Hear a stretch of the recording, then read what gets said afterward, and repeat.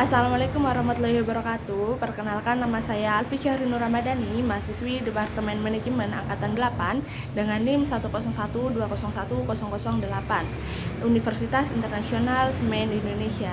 Nah, pada kesempatan kali ini saya akan membahas sedikit atau merangkum sedikit dari materi yang telah disampaikan pada hari Senin tanggal 10 Januari tahun 2022 mengenai pendidikan anti korupsi. Nah, sebelum memasuki pembahasan, saya akan menjelaskan sedikit atau menyebutkan poin-poin apa saja yang akan saya bahas pada penjelasan atau video pada hari ini. Untuk poin yang pertama yaitu poin pengertian dari korupsi sendiri, kemudian poin yang kedua yaitu penyebab korupsi yang ada di Indonesia, kemudian ada juga akibat atau dampak dari tindakan korupsi yang ada di Indonesia, kemudian ada instrumen hukum yang mengatur tindakan korupsi, kemudian juga ada pendidikan atau pengertian sedikit pembahasan begitu ya mengenai pendidikan anti korupsi yang ada di Indonesia serta bagaimana sih pencegahannya. Nah, marilah kita langsung saja masuk ke materi yang pertama atau poin yang pertama yaitu pengertian dari korupsi. Nah, menurut bahasa atau menurut Kamus Besar Bahasa Indonesia, korupsi adalah penyelewengan atau tindakan penyalahgunaan uang negara maupun uang badan, organisasi atau perusahaan dan sebagainya untuk keuntungan pribadi dan orang lain. Nah, sementara itu ada juga makna lain dari korupsi yaitu tindakan hukum atau tindakan penyelewengan hukum atau tindakan yang merugikan ke beberapa negara, maksudnya merugikan negara, beberapa badan atau beberapa perusahaan untuk keuntungan pribadi begitu ya.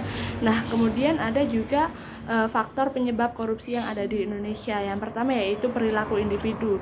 Nah, ini tuh biasanya didorong dari rasa tidak puas atau rasa yang merasa dirinya harus memiliki lebih-lebih begitu ya, kekayaan yang ada pada dirinya sehingga dia melakukan tindakan korupsi yang bisa merugikan atau mencoreng nama baik negara maupun badan begitu ya. Nah, kemudian ada faktor keluarga. Dari faktor keluarga ini biasanya beberapa keluarganya menuntut untuk mendapatkan harta kekayaan yang lebih sehingga mereka melakukan tindakan korupsi untuk memenuhi kebutuhan dari keluarganya tersebut. Nah, kemudian juga ada yang ketiga yaitu faktor pendidikan, di mana biasanya orang yang melakukan tindakan korupsi ini tuh meskipun dia memiliki pendidikan yang tinggi atau mempunyai ilmu pendidikan yang tinggi, tetapi mereka tidak mempunyai ilmunya. Dalam kata lain, maksudnya mereka ini hanya sekedar mempunyai maksudnya pendidikan itu sebagai formalitas saja, tetapi ilmunya itu tidak diserap sehingga mereka ini terkadang melakukan tindakan korupsi begitu ya. Kemudian ada sikap kerja, di mana sikap pekerja ini tuh ada rasa ingin berkorupsi begitu ya. Kembali lagi ke seperti faktor yang pertama tadi yaitu faktor perilaku individu. Kemudian ada faktor yang lain yaitu ada hukum dan peraturan, di mana dari faktor hukum dan peraturan ini sendiri itu biasanya seseorang melakukan tindakan korupsi karena hukum atau peraturan yang ada pada negara atau suatu tempat atau daerah tersebut itu tidak ditegakkan secara adil begitu ya, maksudnya tidak ditegakkan secara baik begitu, hingga mereka ini berani melakukan tindakan korupsi karena merasa hukum yang ada atau peraturan dan keadilan yang ada di negara atau daerah tersebut itu tidak ditegakkan secara baik begitu ya. Jadi ada rasa ingin melakukan tindakan kejahatan begitu. Kemudian juga ada faktor pengawasan, di mana di sini merupakan faktor eksternal ya, maksudnya dalam kata lain faktor eksternal yang lain begitu dari faktor pengawasan itu biasanya atau kayak badan penegak hukum itu dia lalai dalam mengawasi tindakan atau dalam mengawasi sikap-sikap para pekerjanya begitu, baik pekerja pemerintahan atau pekerja yang lain. Kemudian juga ada faktor politik. Nah, faktor politik ini sendiri tuh biasanya sudah menjadi budaya begitu ya kalau saya lihat, di mana saya merasa kalau faktor politik ini itu juga berasal dari kayak budaya dari departemen atau faktor anggota, maksudnya dalam kayak anggota-anggota atau grup-grup politik tertentu begitu ya. Nah, kemudian ada dampak dari korupsi itu sendiri itu ada banyak, yaitu dari baik dalam bidang ekonomi, bidang sosial maupun bidang pemerintahan atau birokrasi.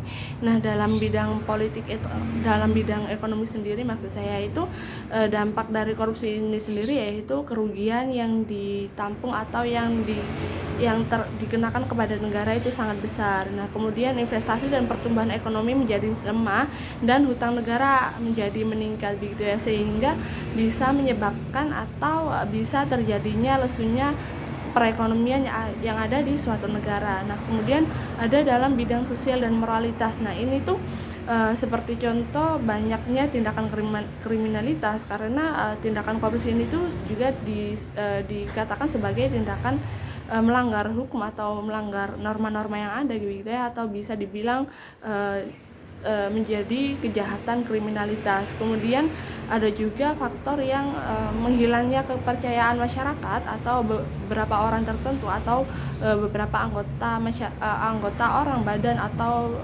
organisasi tertentu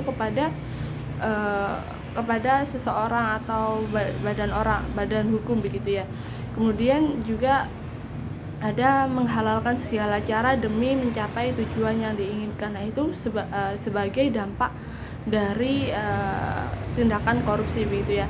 Nah, kemudian ada di bidang pemerintahan, ini tuh dampaknya sebagai contoh itu adanya pemerintahan yang koruptor atau munculnya kepemimpinan atau pemimpin-pemimpin yang akan menjadi koruptor. Terus juga ada pemerintahan yang tidak berjalan fungsinya atau sistemnya, kemudian menghilangkan ekspektasi masyarakat atau rakyat kepada lembaga pemerintahan tertentu. Nah, kemudian juga ada instrumen hukum anti korupsi. Ini tuh jelas-jelas negara kita ini tidak mendukung ya tindakan korupsi yang ada di Indonesia, baik di daerah pemerintahan, meskipun maksudnya dalam rumah tangga terkecil pun ini tuh korupsi itu tidak bisa dibenarkan begitu ya. Nah, kemudian juga instrumen penegakan korupsi itu diterapkan dalam 8 instrumen pencegahan yang terjadi. Nah, kemudian ada instrumen hukum anti korupsi itu ada beberapa contoh, yang salah satunya yaitu ada ketetapan MPR RI nomor 11 MPR tahun 1998. Kemudian juga ada pada UU nomor 28 tahun 1999. Itu salah satu atau beberapa contoh instrumen hukum anti korupsi. Nah, kemudian memasuki materi atau poin pendidikan anti korupsi. Nah, poin pendidikan anti korupsi ini tuh membahas tentang mengapa sih pendidikan anti korupsi ini tuh penting dilakukan.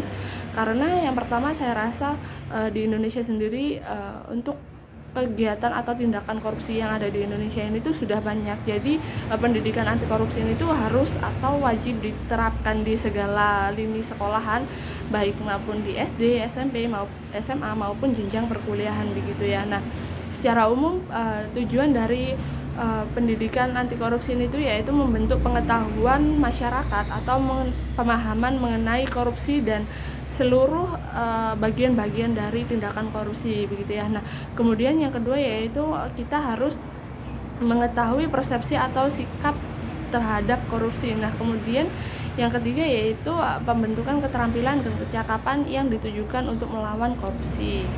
Nah,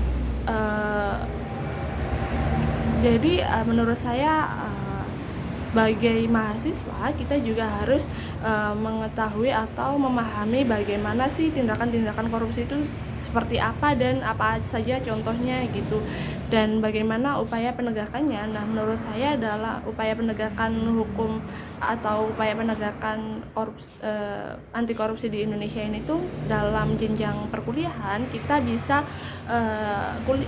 maksud saya kampus atau universitas bisa menambah mata kuliah atau menambah pelajaran begitu ya mengenai pendidikan anti korupsi. Kemudian kampus juga bisa melakukan atau menyelenggarakan webinar mengenai pendidikan anti korupsi. Kemudian organisasi-organisasi yang ada di kampus atau ormawa itu bisa memunculkan atau lakukan atau seperti kayak mendirikan kalau bisa dibilang itu aktivis atau bisa mendirikan divisi tertentu untuk pencegahan dari anti korupsi itu sendiri. Nah, kemudian juga upaya yang dilakukan untuk mencegah korupsi di Indonesia melalui lembaga pendidikan juga seperti di beberapa mahasiswa juga bisa mendirikan atau membentuk begitu ya, kayak seperti ya bisa dibilang aktivis sih untuk meminimalisir, maksud saya meminimalisir korupsi yang ada di Indonesia.